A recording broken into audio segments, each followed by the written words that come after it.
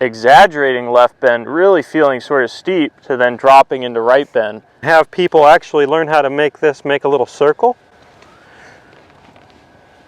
When I do that, you can see the tip of that's just making a little shallowing circle. So that's shallowing it out, but I'm not doing dumping it back this way like this. Yeah. So adduction, so my body starts to unwind and this adducts, and at the same time it's adducting, it's also going to internally rotate. But you can do this at the house to kind of marry it all together.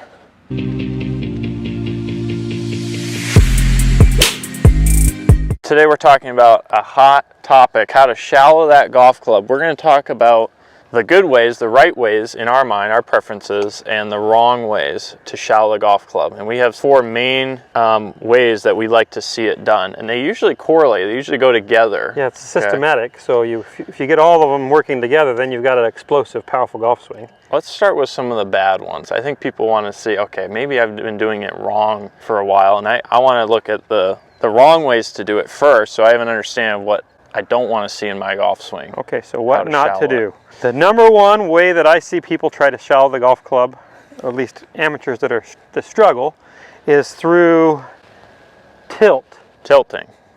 Okay, so let's define tilt. I think it's important. We have videos on bending versus tilting. I might tag that here. It's important to look at that difference and how we see it, because tilt, we believe, is more from the lumbar pelvis spine. And lumbar spine.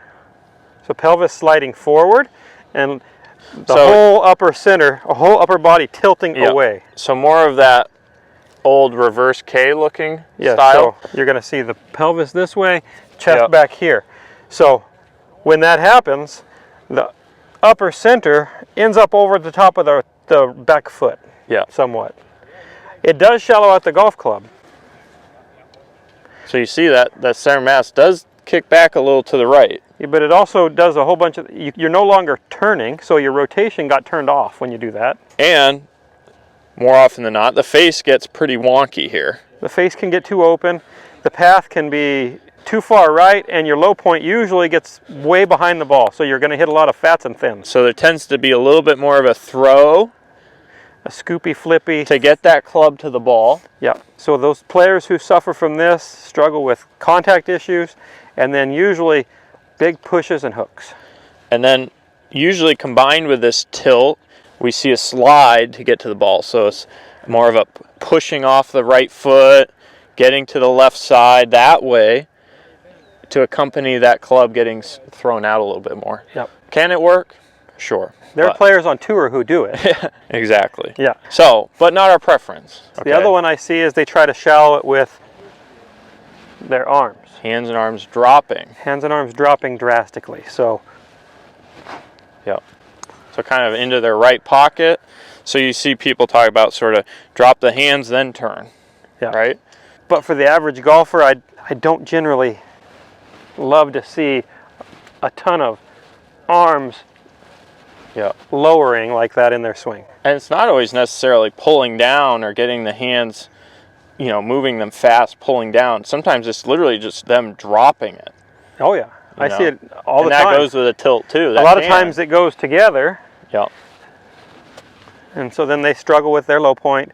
Low point, yeah.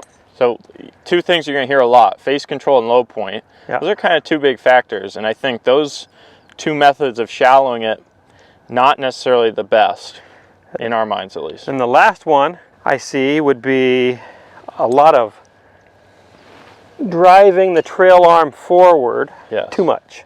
And we have a good video on that I'll tag as well. A little bit of external rotation I can handle, and I like it all right. But a drastic, in other sports, that's bat drag. It actually will cause premature extension.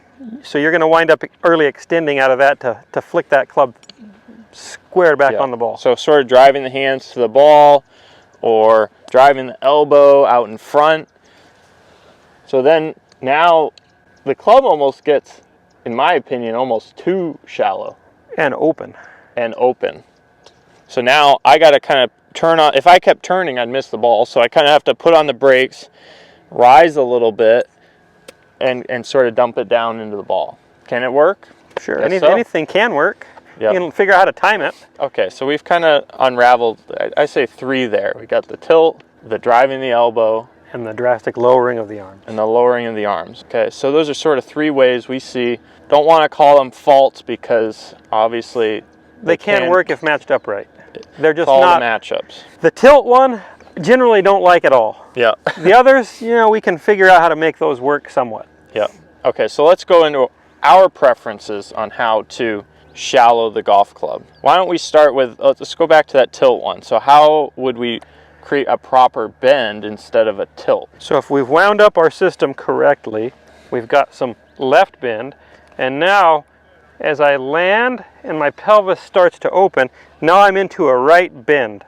So I've already created all of the bends I need in my swing right there.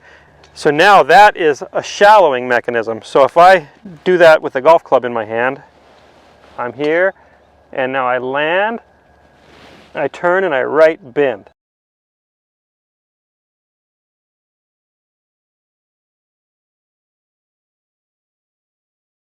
Yep. And your chest is pretty much down at the ball. You got your buttons down at the ball. It's pointing at the ball, and it hasn't fallen behind my pelvis. Yep. So when I do that, Pretty stacked up. I'm stacked on top of myself. When you get in right side bend, wouldn't you know the elbow kind of tracks with us in front of that seam line anyways. Yeah. Versus when we tilt, that elbow, it's pretty easy for it to drop back behind or get kind of lodged into our side. Tilt versus bend. We want to make sure we're bending properly, and we're not sliding our pelvis out from under our chest too much. Yep. You've probably seen a hug drill, very simple drill you can do, right? But you could almost create a little bit of this stand up and then loop. So you go from exaggerating left bend, really feeling sort of steep, to then dropping into right bend and feeling a bit of that shallowing. And I like to use alignment sticks or a long rod and have people actually learn how to make a little circle. When I do that, you can see the tip of that's just making a little shallowing circle. So that's shallowing it out, but I'm not doing dumping it back this way like this. Yeah. Bend instead of tilt. Okay. So now let's talk about the arms. So we talked about how you can use shoulder extension, correct? Yep. But now we're going to instead use adduction and a little internal rotation. Yes, so we're just speaking of the lead arm and shoulder. So as I turn back here, I could drop my arm like this, and that's a shallower, but my preference for more speed and power would be to create a stretch. So adduction, so my body starts to unwind, and this adducts. And at the same time it's adducting, it's also going to internally rotate. Yeah. So you see this in baseball players.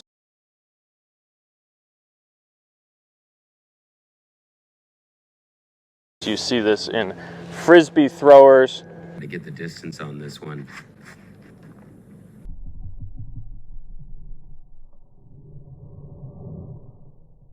Frisbee thrower wouldn't go down here, wouldn't work. No. And anything where you're trying to create maximum rotational speed, you're not going to have as much of a drop like that. And this is more what you would call your sling, right? We're seeing with the guys who create the most speed create a nice stretch and internal rotation in that lead shoulder.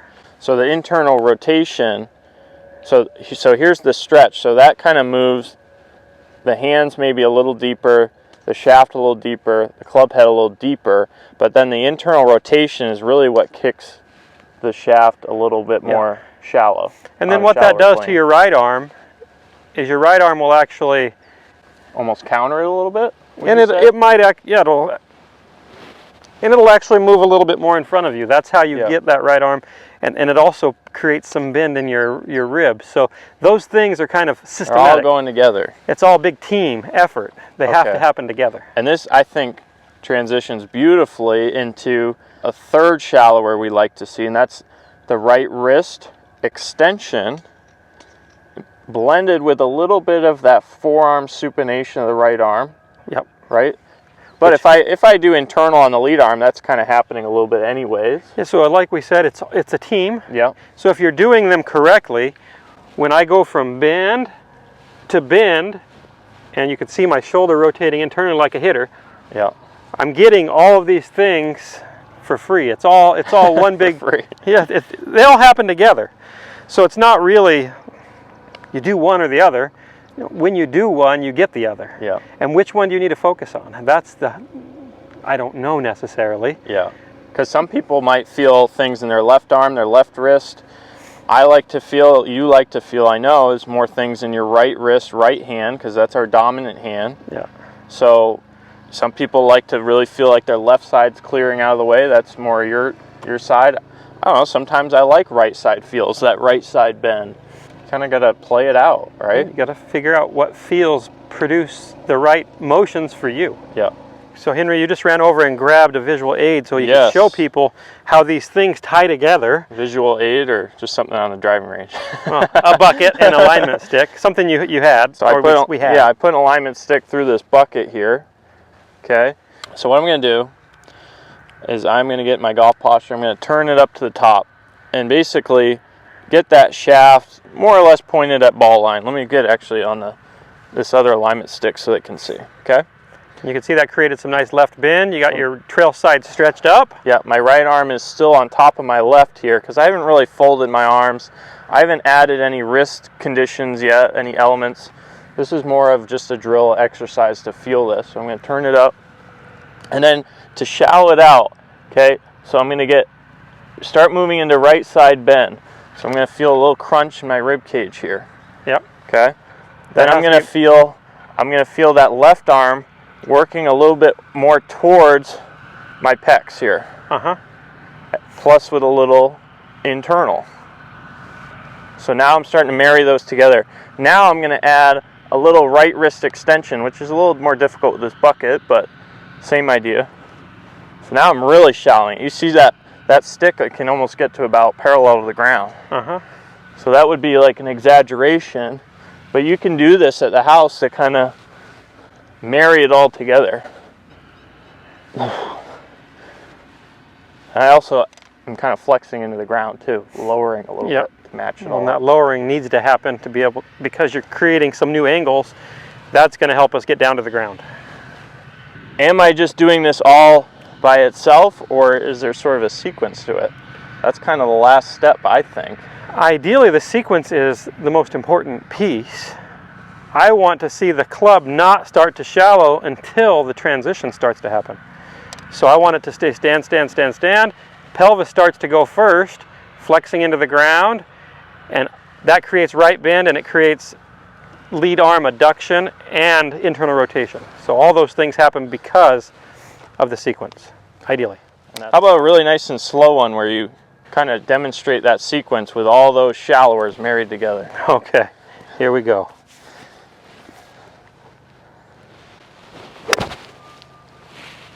All right.